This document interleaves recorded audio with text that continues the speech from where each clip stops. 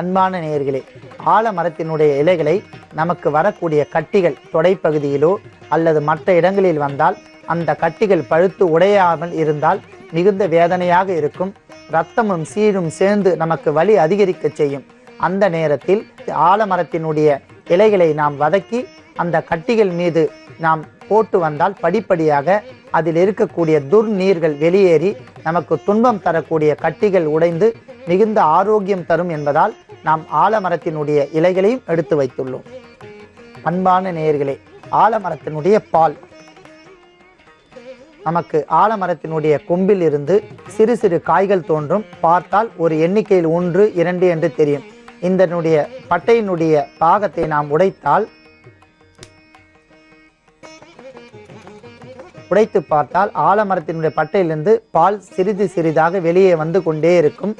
இந்த பாலை எடுத்து வாய்ப்பகுதியில் புண்கள் அச்சரங்கள் வந்தால் இந்த பாலை தொட்டு நன்றாக தேய்த்து வந்தோமானால் ஒரே நாளிலேயே அச்சரம் தீர்ந்துவிடும்.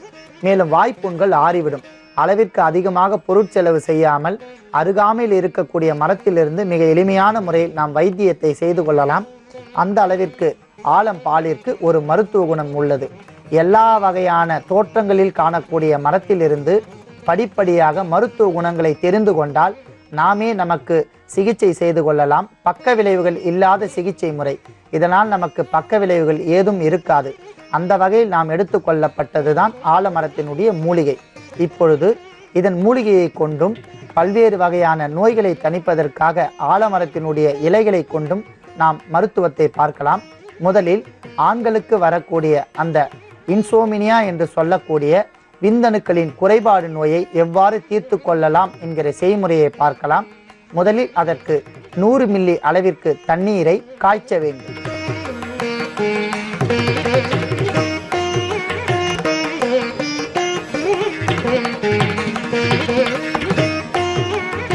அன்பான நேயர்களே, நன்றாக கொதித்து கொண்டிருக்கின்ற நீரில் ஆலம் பழத்தினுடைய காய்ந்த விதைகளை ஒரு தேக்கரண்டி இட வேண்டும்.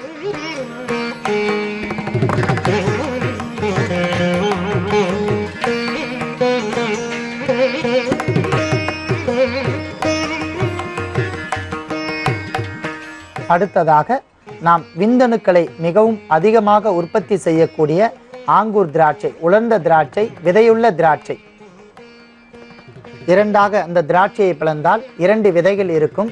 மிக அற்புதமான பழம். இந்த திராட்சையை எண்ணிக்கையில் 6 இரண்டாக பிளந்து இட வேண்டும்.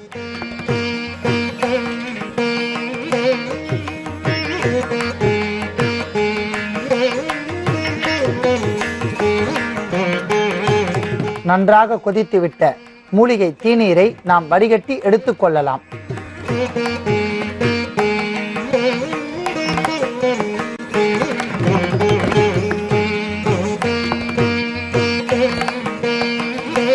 அன்பான நேயர்களே, இம்பொட்டன்சி என்று அழைக்கக்கூடிய மலட்டுத்தன்மை படிப்படியாக நமக்கு ஏற்பட்டால் அவற்றிலிருந்து பூரணமாக நீக்குவதற்கு ஓர் அற்புதமான ஆலமரத்தினுடைய மூலிகை தீநீரை நாம் தயாரித்து வைத்துள்ளோம்.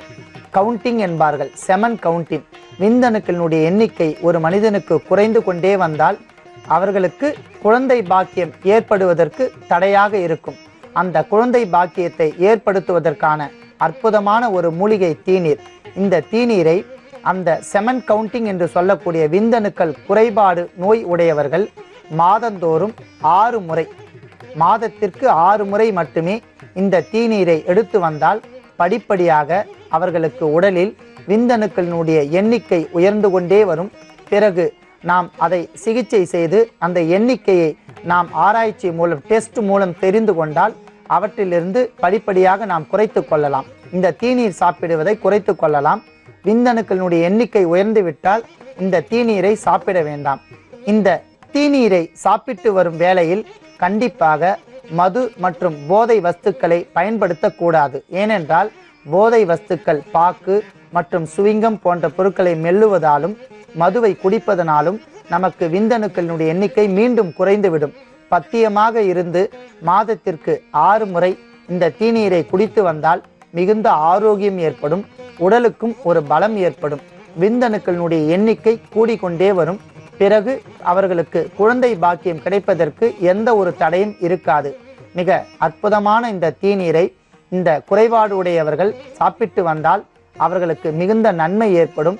அன்பான நேயர்களே, நமக்கு அருகாமையில் கிடைக்கக்கூடிய ஆலமரம் பார்ப்பதற்கு இதன் பழங்கள் சாதாரணமாக தெரியும்.